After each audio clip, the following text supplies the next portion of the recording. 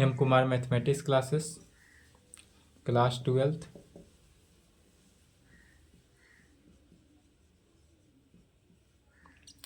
Six lecture हुआ, क्या चल रहा था? Problem on linear programming.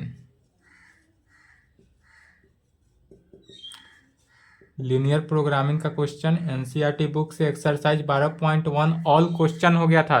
Proof solution आज लिखना है एक्सरसाइज 12.2। 12.2 से एग्जाम में आपको क्वेश्चन नहीं आएगा। एग्जाम के लिए एक्सरसाइज 12.1 को ही पुनः बोल रहे हैं। 12.1 4 लेक्चर चला है, 2 से लेकर 5th लेक्चर तक।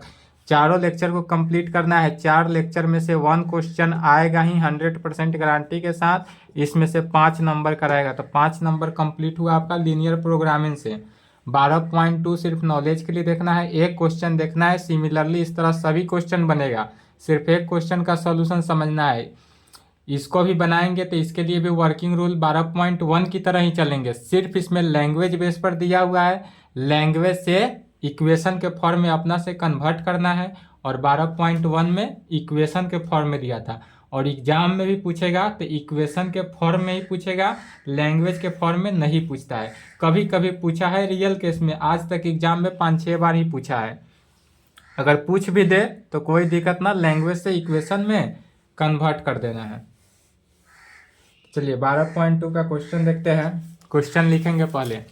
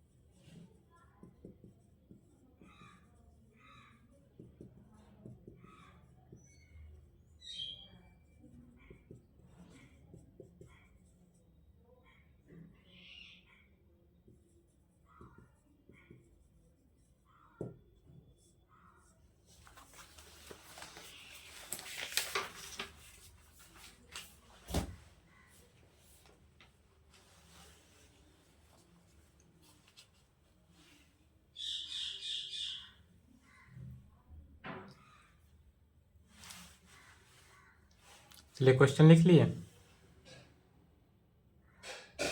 क्वेश्चन है, यदि Reshma wish to mix two types of food P and Q, दो टाइप का मिक्सचर है, दो टाइप का मिक्स है फूड है, दो कितने टाइप, टू टाइप्स, जिसमें एक टाइप है पी और दूसरा टाइप का नाम है क्यू, सच दैट इस प्रकार है, the vitamin constant of the mixture contain at least 8 unit of vitamin ए, यदि कोई विटामिन ए में कंटेन कर रहा है एटलीस्ट कम से कम 8 यूनिट, कम से कम कर रहा है, एटलीस्ट का कंडीशन हुआ कि यह कम से कम 8 यूनिट कंटेन किया, अर्थात 8 यूनिट भी कंटेन करेगा और 8 यूनिट से अधिक भी। यदि लेस देन इक्वल टू मैंने क्या हुआ, मैक्सिमम हो गया कि कम से कम, और ग्रेटर देन इक्वल टू मैंने यह ज़्यादा भी हो सकता है, तो इसमें कौन सा कंडीशन अप्लाई होगा, ग्रेटर देन की कंडीशन, चूंकि यह at least 8 unit of vitamin A में and 11 unit of vitamin B में, और एक विटामिन बी लेंगे, उस विटामिन में एटलीस्ट कम से कम कितना 11 यूनिट्स लेना है, तब लेंगे। Food P cost of rupees कितना 60 रुपीज पर के जी, 60 रुपीज पर के जी किस पे, तो फूड पी पे लागू हो रहा है, और क्यू फूड पे जो है वह 80 रुपीज पर के जी लग रहा है। Food P contain 3 units of vitamin, 3 unit per K G of vitamin A and 5 units per K G of vitamin B पर, तो पी जो कॉन्स्ट है पी पर विटामिन ए में टोटल कितना 5 यूनिट्स या 3 यूनिट्स, विटामिन ए में 3 units और विटामिन बी में 5 यूनिट्स बोल रहा है। तब कर रहा है while food of Q units, Q में विटामिन ए पर 4 यूनिट्स और विटामिन बी पर 2 यूनिट्स। तब determine minimum cost of the mixture, इस पूरे के पूरे मिक्सचर का मिनिमम कॉस्ट निकालना है, तो मिनिमम कॉस्ट क्या होगा इस पूरे का, अर्थात जेड का मिनिमम वैल्यू निकालना है। इसमें निकालना क्या है, जेड मिनिमम, जेड मिनिमम का वैल्यू निकालना है। सिमिलरली उसी प्रकार से अब इसी से पहले एक क्या करेंगे, ग्राफ खींचेंगे, आलेख, पहले आलेख निकालेंगे, उसके बाद उस आलेख से इक्वेशन निकलेगा, इक्वेशन के बाद ग्राफ खींचना है।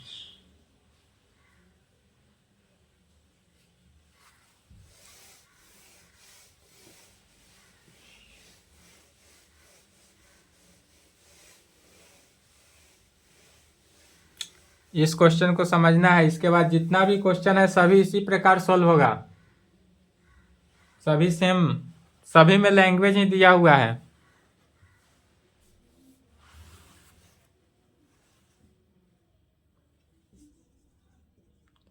सॉल्यूशन गिवन डेट, यहाँ पर देखते हैं दिया हुआ क्या है। तो सबसे पहले एक आलेख खींचते हैं,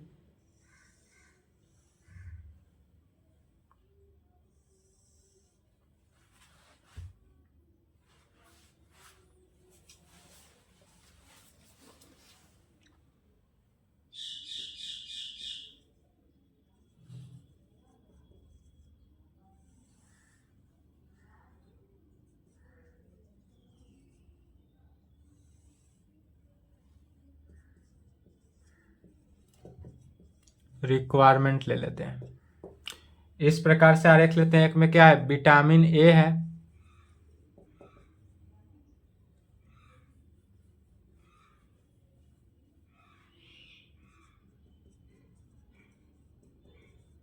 यह होगा क्या, विटामिन ए, विटामिन ए किसमें है, यूनिट पर केजी, तो यूनिट पर केजी में लेंगे। विटामिन ए जो लेंगे उसको यूनिट पर केजी।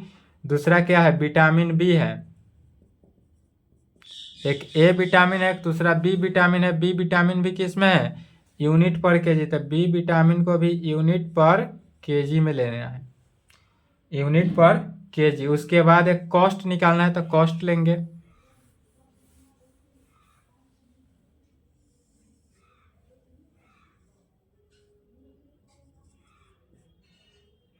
कॉस्ट जो होगा वह रुपीज पर केजी में लेना है। जो हमारे पास कॉस्ट होगा वह किस में, रुपीज पर केजी में। फिर क्वेश्चन में देखना है फूड क्या कर रहा है, तो फूड जो है वह पी एंड क्यू में बोल रहा है। तो इस फूड को टोटल 2 भागों में बांटा गया। फूड दो है, 2 प्रकार से हो गया। एक पी पर हो गया और एक क्यू पर हो गया। यदि पी फूड को, यह जो पी फूड है इस पी फूड को हम एक्स मान लेते हैं और जो क्यू फूड है इस क्यू फूड को वाई मान लेते हैं। इक्वेशन में लाने के लिए पी फूड को क्या करेंगे, एक्स मान लेंगे और क्यू फूड को वाई मान लेंगे, तभी यह इक्वेशन के फॉर्म में आ जाएगा। किस फॉर्म में आएगा, इक्वेशन के फॉर्म में। अब यहाँ पर गौर करेंगे, विटामिन ए के लिए रिक्वायरमेंट कितना दिया हुआ था, at least 8 unit of vitamin A and 11 unit of vitamin B. Vitamin A का रिक्वायरमेंट जो है वह 8 यूनिट दिया हुआ है और विटामिन बी का रिक्वायरमेंट दिया हुआ है कितना, 11 यूनिट पर केजी, 11 यूनिट। इसके बाद बोल रहा है कॉस्ट, फूड पी का कॉस्ट है 60 रुपीज पर केजी। तो यहाँ जो कॉस्ट लिखे हैं रुपीज पर केजी में, या फूड पी का कितना है 60 रुपीज पर केजी, तो यहाँ 60 हो गया। And food Q cost 80 rupees per KG. Food Q जो है वह 80 रुपीज पर केजी में हुआ। तब कहेंगे food P contain 3 unit of vitamin ए। अब यहाँ पर फूड पी में देखेंगे, फूड पी जिसको एक्स माना गया है, तब इस फूड पी जो है वह कंटेन कर रहा है कितना, 3 unit per KG of vitamin A. Vitamin A में यह 3 यूनिट पर केजी कंटेन किया and 5 unit of vitamin B में, और पी ही है, पी जो है वह कहाँ पे कंटेन कर रहा है, विटामिन ए में 3 यूनिट पर केजी और विटामिन बी में 5 unit per KG. While food Q, इसके साथ साथ फूड क्यू जो है वह कंटेन किया 4 unit per KG of vitamin A में। विटामिन ए में क्यू जो है वह कितना 4 यूनिट कंटेन किया और विटामिन क्यू और विटामिन बी में कितना होगा, क्यू जो है फूड क्यू विटामिन बी में 2 यूनिट पर केजी कंटेन कर रहा है, 2 यूनिट पर केजी। तब कह रहा है विटामिन बी, तब determine the minimum cost of the mixture. इस पूरे मिक्सचर का मिनिमम कॉस्ट क्या होगा यही निकालना है।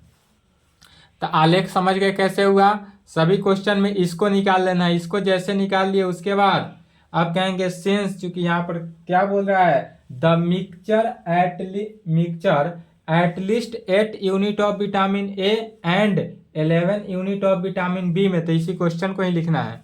जो क्वेश्चन है इसी को थोड़ा लैंग्वेज लिखना है।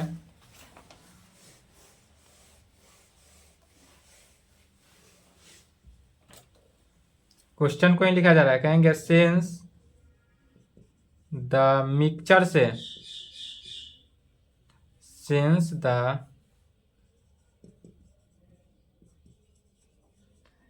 Mixture must contain at least 8 units of किसका, विटामिन ए का and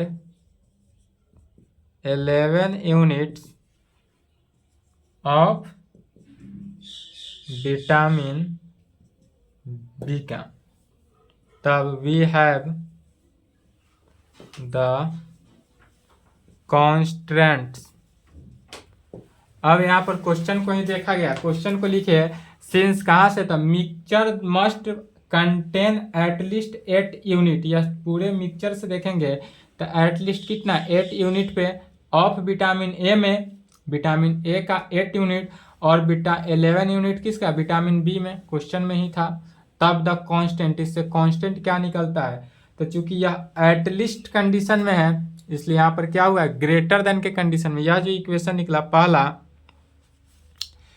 3x plus 4y greater than equal to 8, यहाँ पर क्या हुआ, ग्रेटर देन इक्वल टू 8।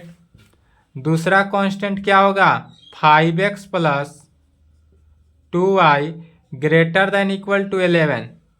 यहाँ पर क्या होगा, 5x plus 2y is equal greater than equal to 11। यह जो कांस्टेंट है क्या है, पी फूड और क्यू फूड का एडिशन सम को रिक्वायरमेंट के इक्वल किया जाएगा। साथ साथ जेड का वैल्यू क्या हुआ, तो Z is equal to cost है। जेड जो हुआ हमारा किसका, कॉस्ट रुपीज पर केजी का। तो यहाँ पर जो कॉस्ट है हमारा रुपीज पर केजी का कितना 60-80, तो कहेंगे 60। अब 60 जो है किस में, एक्स में, पी में, तो पी को एक्स माना गया है, तो 60x प्लस 80y। इसको इक्वेशन में लाने के लिए पी फुट को क्या माने हैं, एक्स माने हैं, और क्यू को वाई माने। इसको पी और क्यू में भी लेके चल सकते थे, कोई दिक्कत नहीं है। तो यह क्या हो गया, जेड का वैल्यू जो हो गया 60x प्लस 80y। इसके साथ साथ नॉन निगेटिव रेस्ट्रिक्शन यदि नहीं भी दिया रहता है तो क्या मानते हैं, वही जो वैल्यू रहता है वही रहेगा।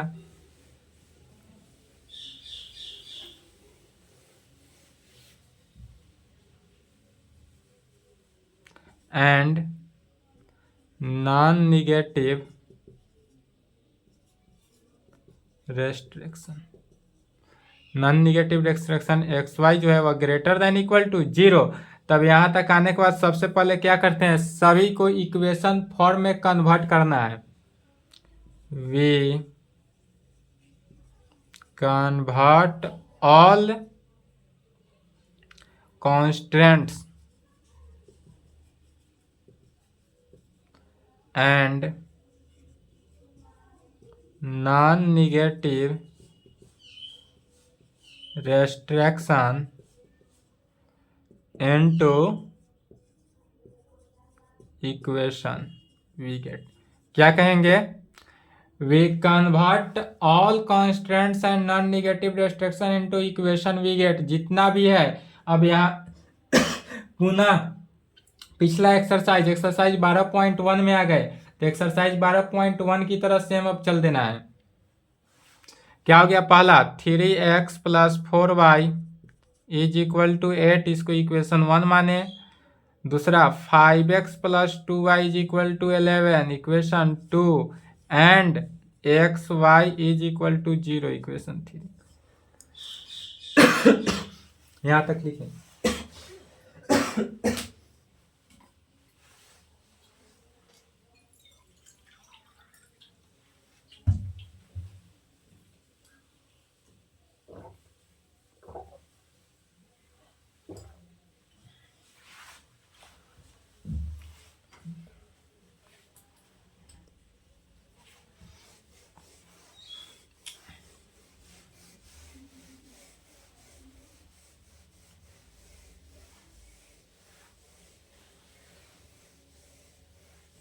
यहां तक आने के बाद क्या करते हैं, ग्राफ बनाएंगे।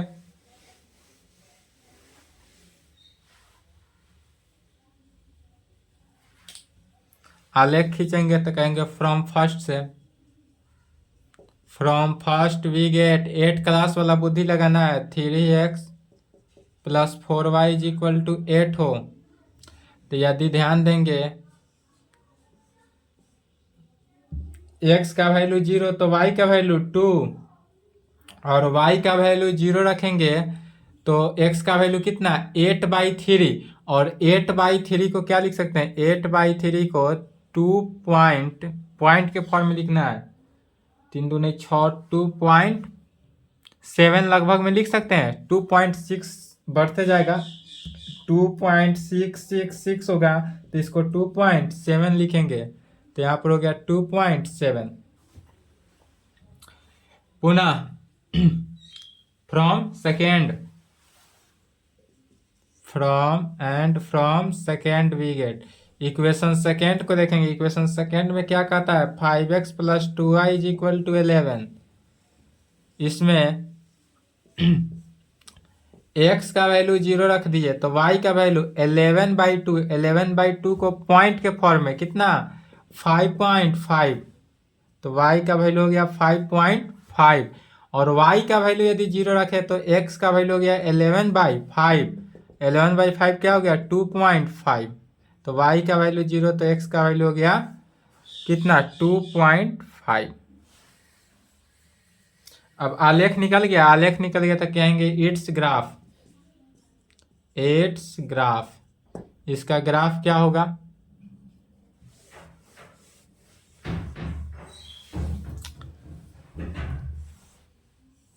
सिमिलरली बनाना है, x axis, y axis origin, अब यहाँ पर देखना है क्या कहाँ से कहाँ तक जा रहा है। यदि x का वैल्यू 0 लेंगे तो y का वैल्यू 2, तो पहला पॉइंट लेंगे ओरिजिन से, x का वैल्यू 0 हुआ y एक्सिस पे, तो y का वैल्यू कहाँ तक जा रहा है 2 पर, तो मान लेते हैं यह 2 है।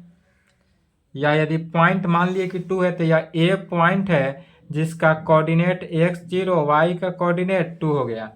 सेकेंड में x एक्सिस पर कितना गया 2.7 और y एक्सिस 0, तो x एक्सिस जो गया वह 2.7 यह मान लेते हैं। दूसरा है b पॉइंट जिसमें x एक्सिस 2.7 और y axis 0।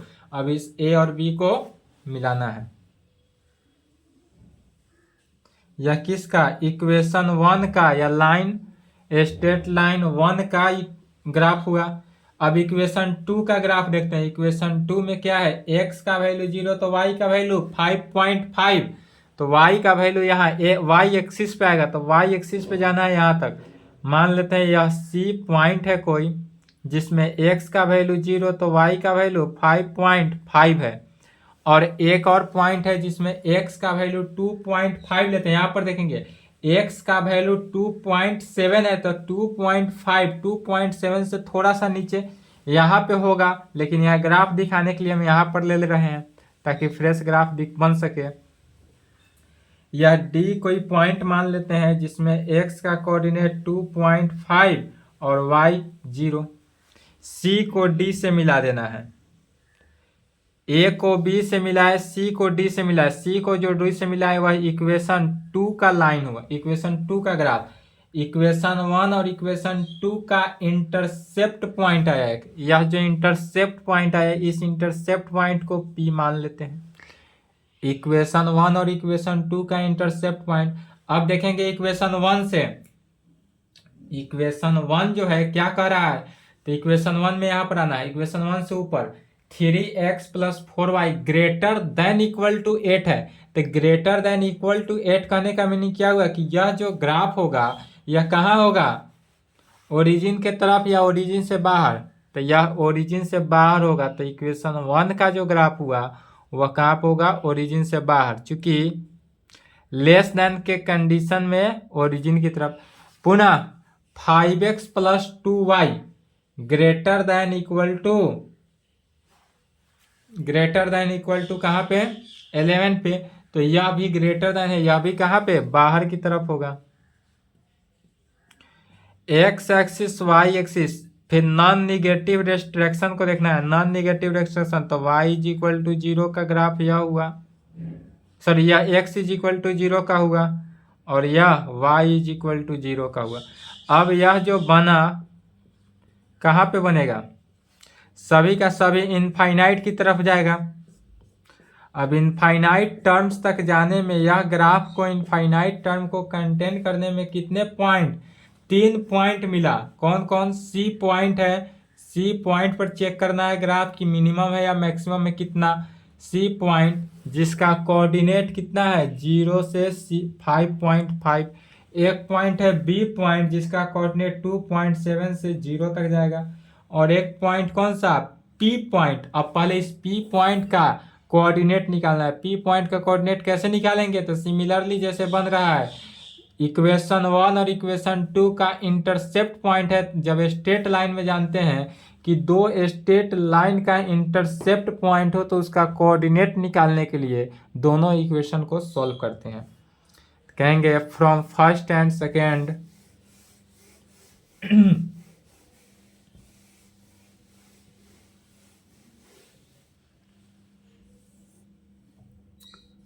From first and second we get, first में क्या दिया हुआ है, फर्स्ट इक्वेशन है 3x plus 4y is equal to 8 में, और सेकेंड इक्वेशन क्या है 5x plus 2y is equal to 11। इससे x और y का वैल्यू निकालने के लिए यदि सेकेंड इक्वेशन में क्या करते हैं 2 से मल्टीप्लाई करना है। मैट्रिक क्लास क्या हुआ 3x plus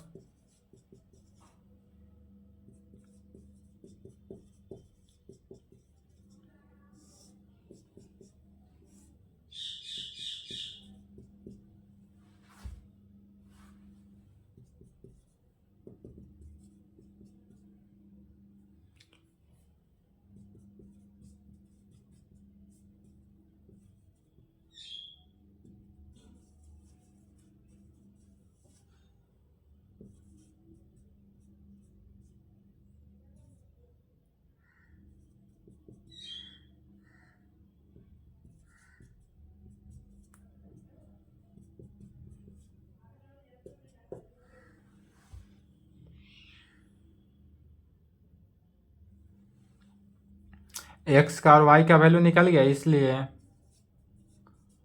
coordinate of P, P का कोऑर्डिनेट कितना निकला था, एक्स का वैल्यू 2 और वाई का वैल्यू 1/2। तो इस पी पॉइंट का, यह जो पी पॉइंट है इंटरसेप्ट पॉइंट, इस पी पॉइंट को क्या कहते हैं, इंटरसेप्ट पॉइंट। इंटरसेप्ट पॉइंट का कोऑर्डिनेट निकला 2 1/2। अब चेक करना है बी सी पी पॉइंट पर, तीन पॉइंट पर मेरा वैल्यू क्या रहा है।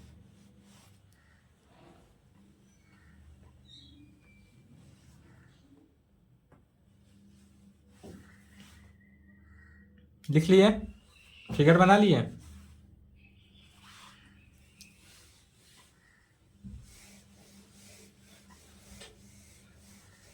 जब P पॉइंट निकल जाए तब क्या कहते हैं, हेंस कॉर्नर पॉइंट और एक Z इज इक्वल टू, तो Z का वैल्यू कितना आया था 60x प्लस 80y। Z का वैल्यू यही था 60x प्लस 80y में। अब कॉर्नर पॉइंट किस पे चेक करेंगे, C पॉइंट है, C पॉइंट जिसका कोऑर्डिनेट 0 to 5.5। तो Z का वैल्यू 60 इंटू 0 प्लस 80 इंटू 5.5। 5.5 किसको लिए थे, 11/2 को 5.5 लिखे थे 11.2 को। तो यहाँ पर क्या करेंगे 11/2 रख देंगे। 11/2 कैसे हो गया, तो 11/2 को पॉइंट के फॉर्म में बदले थे, पॉइंट को पुनः इस फॉर्म में लिखें। तो 40, 0 प्लस 11 चौका 44, यह हुआ 440। सी पॉइंट का निकला। अब बी पॉइंट का निकालते हैं। यदि कॉर्नर पॉइंट बी रखे जिसका कोऑर्डिनेट 2.70, 2.7 का एक्चुअल वैल्यू कितना था, 2.7 जो है वह 11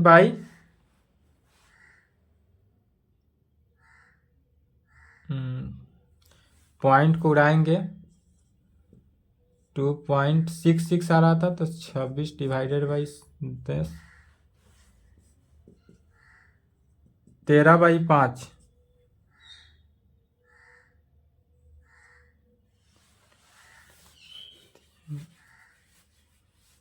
15। इसका कॉर्नर पॉइंट कितना आया था 2 पॉइंट, इसी पॉइंट ए में वैल्यू रखेंगे 8/3। याद आया 8/3 था, 8/3 को लिखे थे इतना।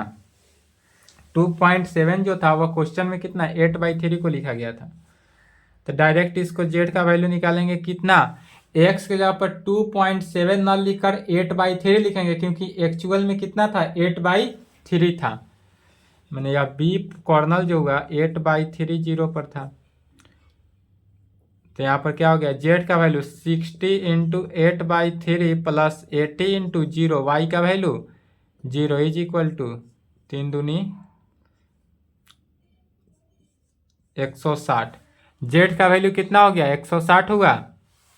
साथ साथ अब किसका वैल्यू, P पॉइंट का, एक और पॉइंट है। एंड यदि कॉर्नर पॉइंट P रखे, P का कोऑर्डिनेट कितना 2 1/2 पर, तो इससे Z का वैल्यू 60 इंटू 2 प्लस 80 इंटू 1/2, 6 दूना 12 प्लस 2 से कैंसिल 40, 160। अब हमको इसमें निकालना किसका वैल्यू था, मिनिमम वैल्यू। तो मिनिमम वैल्यू कितना कितना वैल्यू आया, मेरे 3 वैल्यू आया 440, 160, 160, 2 बार 160 आया। मैक्सिमम वैल्यू रहता तो 440 एक ही पॉइंट पर होता, लेकिन यहाँ मिनिमम वैल्यू का रहा है, तो मिनिमम वैल्यू 2 पॉइंट पर। कौन कौन, एक P पॉइंट और एक B पॉइंट, दोनों पॉइंट पर मिनिमम वैल्यू आया और वह कितना हुआ 160। तो इसलिए कहेंगे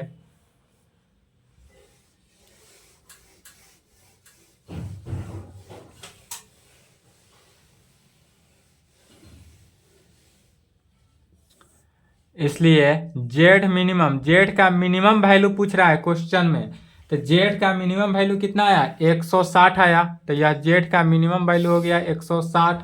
और कहाँ पे आया, तो किस पॉइंट पे आया है, एक बी पॉइंट पे आया है जिसका कोऑर्डिनेट 8/30 और एक पी पॉइंट पे आया है जिसका कोऑर्डिनेट 2 और 1/2। तो कहेंगे इसलिए जेड मिनिमम 160 एट ए पॉइंट बी जिसका कोऑर्डिनेट 8/30 एंड पी पॉइंट जिसका कोऑर्डिनेट 2 1/2। यही आंसर हुआ, बन जाएगा। इसके आगे जितने भी क्वेश्चन हैं सभी का सभी क्या है, सिमिलरली ही है, बनाएंगे। यदि क्वेश्चन बनाने में एग्जाम में से नहीं पूछा, यदि बनाएंगे, यदि डाउट होता हो, दिक्कत होता हो तो इस नंबर पे संपर्क कर लेंगे, पुनः आपको इसका वीडियो मिल जाएगा। अदरवाइज नेक्स्ट क्लास में स्टार्ट करेंगे सेट थ्योरी, हिंदी में कहते हैं समुच्चय। अब आपका टोटल दो चैप्टर बचा, 12th क्लास में टोटल 2 चैप्टर बचा, एक सेट बचा और इसके बाद ग्राफ लीनियर प्रोग्रामिंग के बाद था प्रोबाबिलिटी। तो प्रोबाबिलिटी में पढ़ने से पहले उसमें सेट थ्योरी का कुछ सिंबल का यूज होता है। प्रोबाबिलिटी में सेट थ्योरी का सिंबल आएगा, इसके लिए सबसे पहले सेट थ्योरी कल से स्टार्ट होगा। सेट थ्योरी जो है समुच्चय, नेक्स्ट क्लास कल से। चलिए यहाँ तक कंप्लीट करेंगे, आज की क्लास को यहीं पे क्लोज करते हैं। यदि लीनियर प्रोग्रामिंग 5 नंबर का है, इसमें कहीं से डाउट हो तो इस नंबर पे संपर्क कर लेंगे।